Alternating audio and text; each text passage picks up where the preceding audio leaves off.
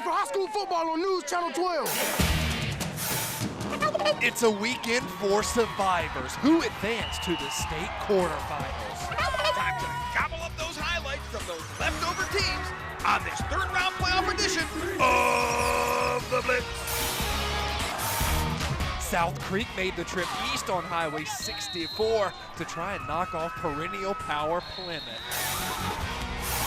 East Carteret made the long trip to Legion Stadium to try and take down the defending 1AA state champs from Wallace Rose Hill. Tarboro and James Keenan met in the playoffs for the second straight year, this time in Edgecombe County. And J.H. Rose and D.H. Conley played in front of a Pitt County record crowd. We show you if it's the Rampants or the Vikings advancing to the Eastern Final. So forget the leftover turkey, it's time to talk playoff pigskin. The Blitz starts now!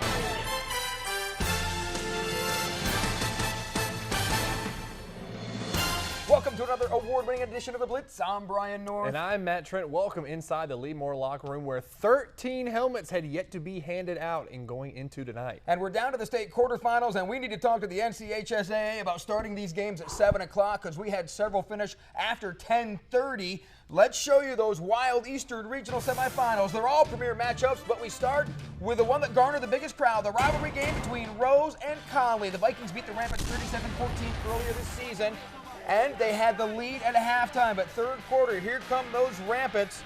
Ryan Goodwood, who's done such a great job this whole season, he finds Caleb Edwards, who zips around one and gets in for the score.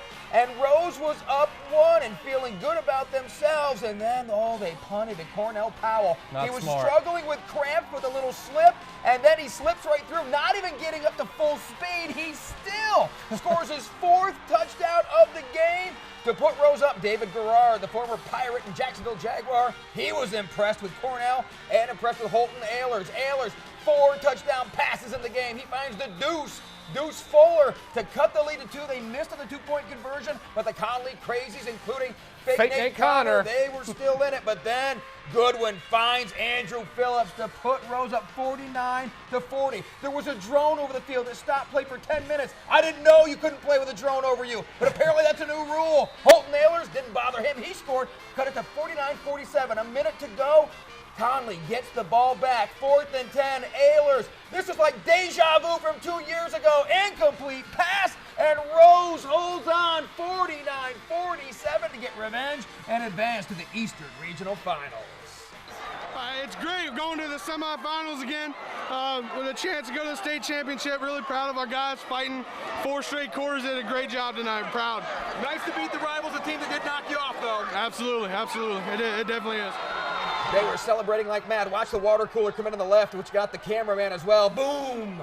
But Rose, they don't care. They are now headed to where? They'll take on the winner of Hillside at New Hanover, who played in Wilmington. And the New Hanover squad gets it going with that man right there. They're going to punch it in for the touchdown. New Hanover wins easily 52-15. So it will be New Hanover hosting J.H. Rose next Friday night in the Eastern Final. In the Western Final, number 1 seed Dudley, as you saw there, with the win. Dudley is now going to take on Charlotte Catholic, who beat North Davidson 35-23. Well, one of those thrillers we were talking about took place today in Kinston in 2A. They hosted a Northeastern team that made it to the Eastern Regional Final the last 2 years. The Eagles had to make the 2-hour bus ride to K-Town, and a lot of people thought this was going to be a high-scoring affair, and looked like it early on the second series for Northeastern. They go up top to their guy.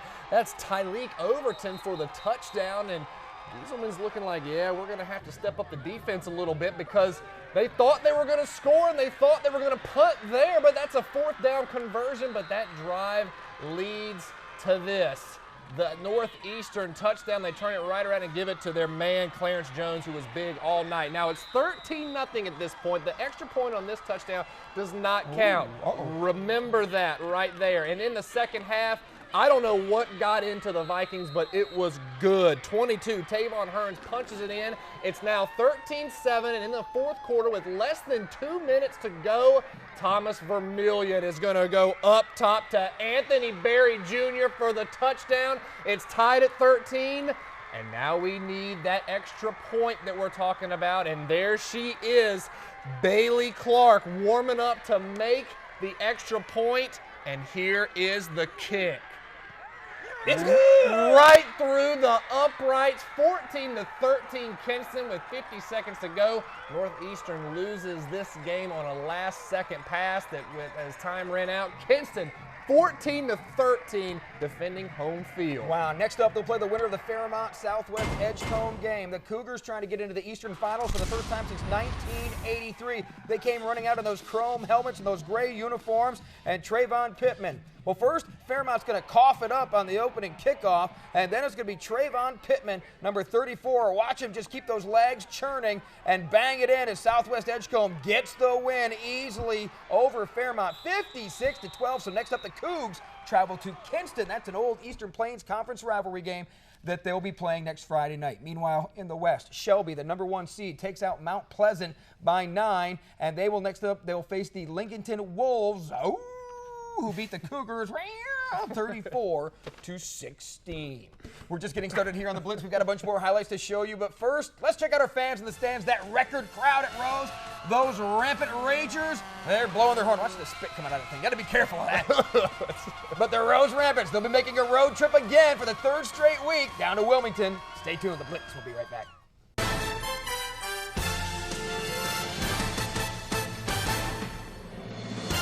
Thank you for watching The Blitz on this 3rd round edition. I'm Brian North. And I'm Matt Trent. Defending 1AA state champ Wallace Rose Hill has been on a roll, winning 10 games in a row. But ahead to face a team that throws it around like East Carteret. The Mariners playing in their first Eastern Regional Final semi since 2006. We thought it was going to be a good one.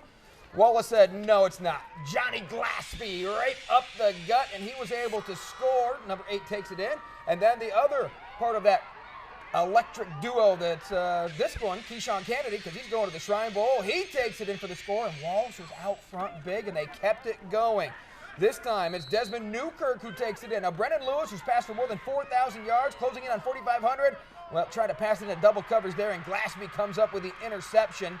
And then Wallace Rose Hill, Glaspie down the sidelines, converts it, and the route was on as Wallace Rose Hill, Newkirk again.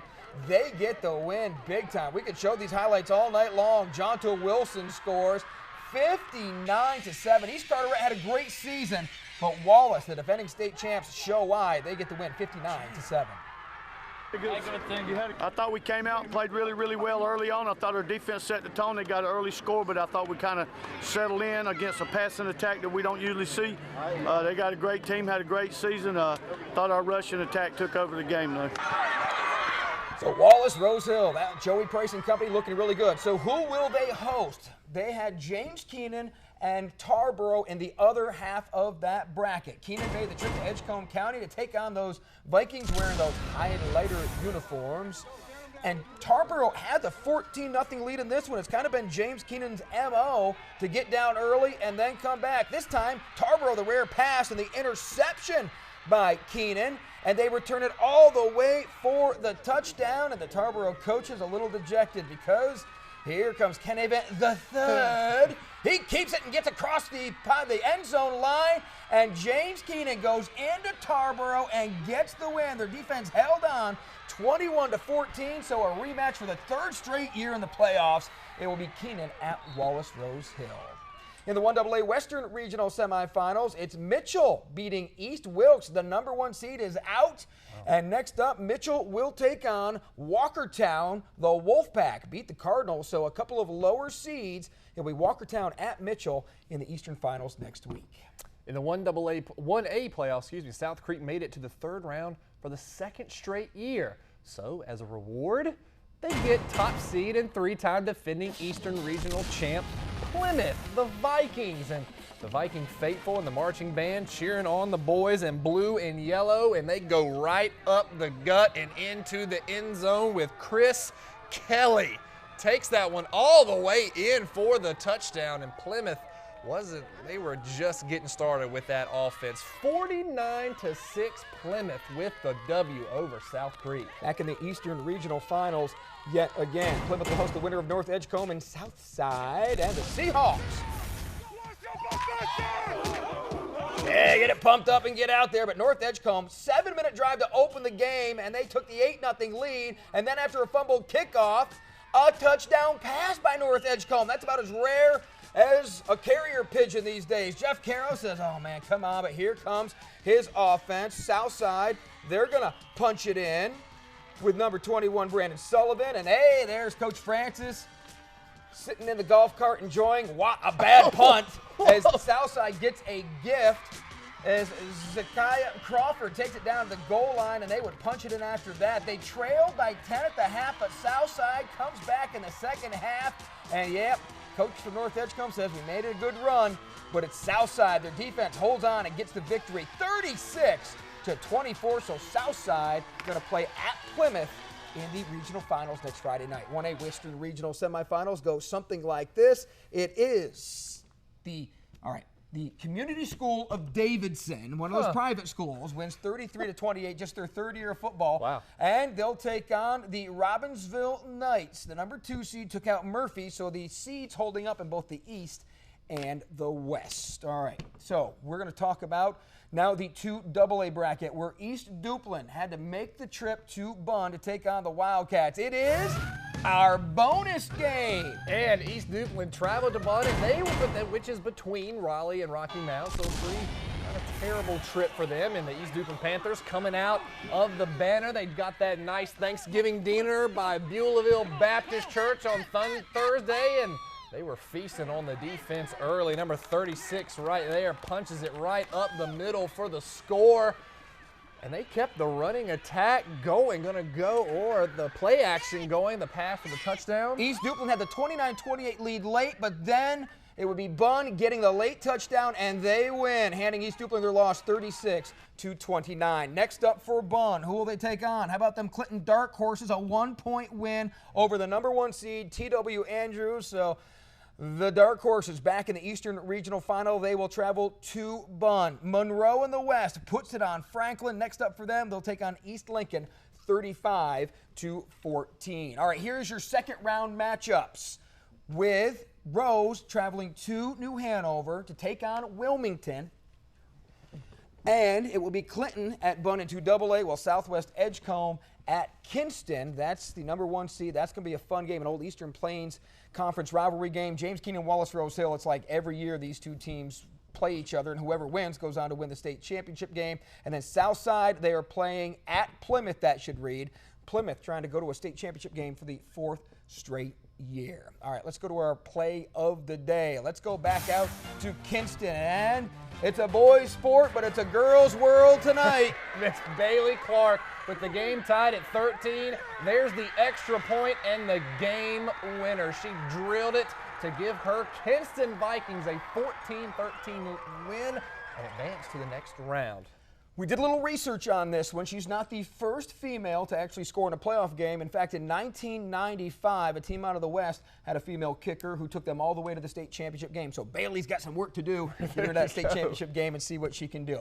A very sad week for us here in eastern North Carolina, especially the Jacksonville area. Former White Oak High School quarterback and UNC linebacker and NFL linebacker Quincy Monk passed away. He'd been battling cancer.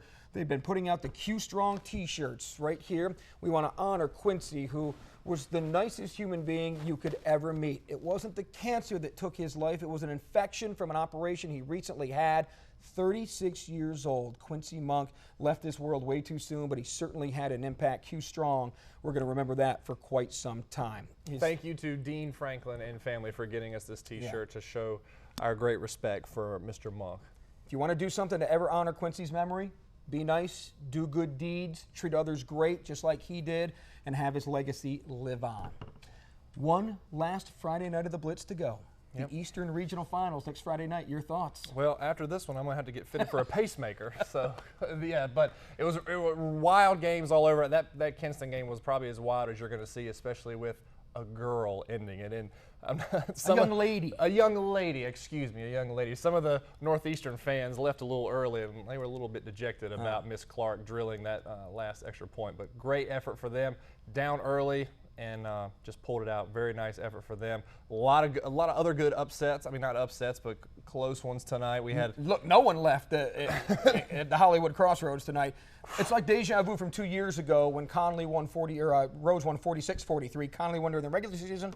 Rose won the playoff game. Forward 2 years later, Cornell Powell, who had 5 touchdowns in that game 2 years ago, has 4 more, battling cramps, but still was able to gut it out and get his team the win. So Rose back in the Eastern Finals, and now 1 win. All these teams 1 win away from playing in the state championship game. Yep, we're getting closer and closer to that elusive Week 5 of the playoffs. We will be here covering it for you till the very end. For Brian North, I'm Matt Trent. We will see you next week.